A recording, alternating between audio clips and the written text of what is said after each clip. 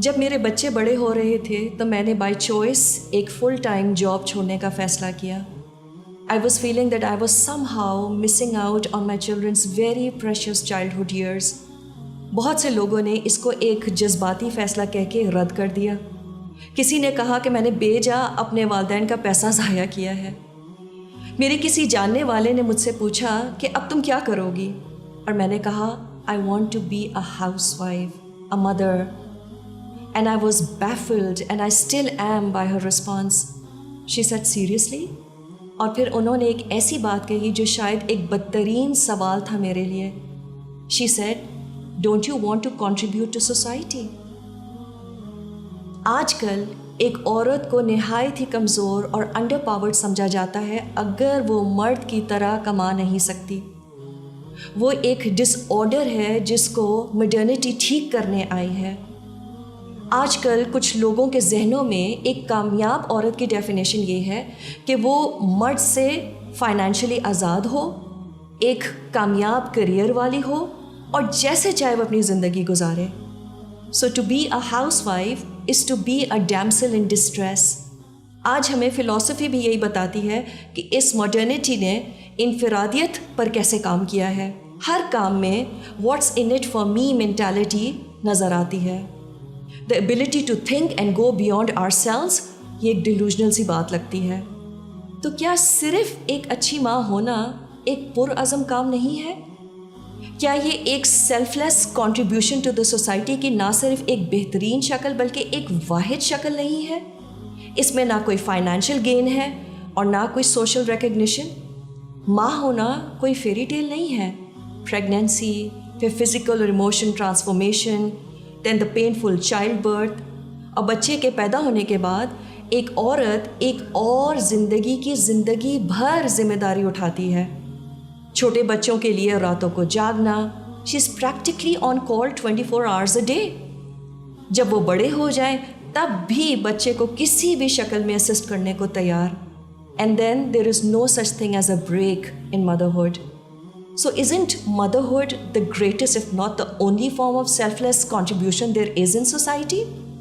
ایک عورت جب ماں بنتی ہے تو اس پر ایک انسین اماؤنٹ آف پریشر ہوتا ہے کہ وہ اپنے بچوں کو ایسی تربیت دے جو ایک بہترین معاشرے بنانے کے لیے قابلیت رکھتے ہوں. ہر عورت کے پاس یہ چوائس ہوتی ہے کہ وہ اپنے لیے دوسرے آپشنز اپنائے. وہ ایک بڑی بزنس ٹائکون بن سکتی ہے، وہ کوئی کریئر اپنا سکتی ہے. She can become the top executive of some giant company and get paid millions.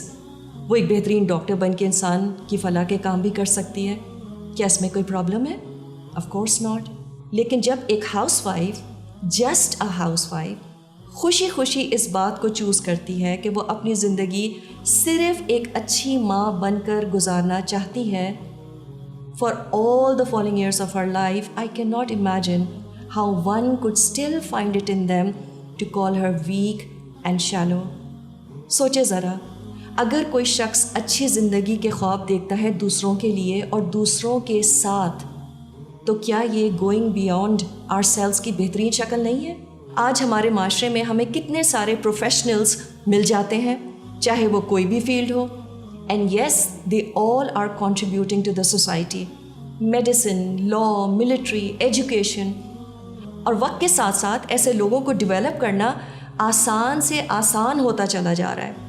ہر سال کتنے ڈاکٹرز، سائنٹسٹ، آرکیٹیکٹس، ان کی انفلکس ہم اپنے ارد گرد دیکھتے ہیں، اور واقعی یہ لوگ سوسائٹی میں جیسے کنٹریبیوٹ کر رہے ہیں ہم سوچ بھی نہیں سکتے. So I am in no way invalidating the value of these people to society. اور اگر ایک ماں اپنے بچوں کی تربیت کو ہائیسٹ پرائیورٹی دیتے ہوئے کوئی بھی کام کرنا چاہتی ہے، ضرور کرے. کوئی ماں جینوئنلی ضرورت کے تحت کام کرتی ہے، ضرور کرے.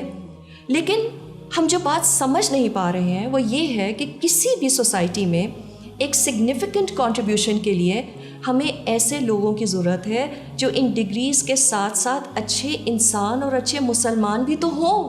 People who are genuinely capable of thinking beyond themselves. اور یہ جینوئنلی گڈ پیپل کی شدت سے کمی ہے، اور یہ کام ایک ماں سے بہتر کون کر سکتا ہے؟ تو اگر میرا ماں ہونا مجھے یہ موقع دیتی ہے کہ میں کم از کم ایک ایسا شخص دنیا کو دے جاؤں جس کی آج شدت سے کمی ہے، تو میں خوشی سے اس بات کے لیے تیار ہوں کہ میرے نام کے ساتھ جسٹ اے ہاؤس وائف لکھا جائے۔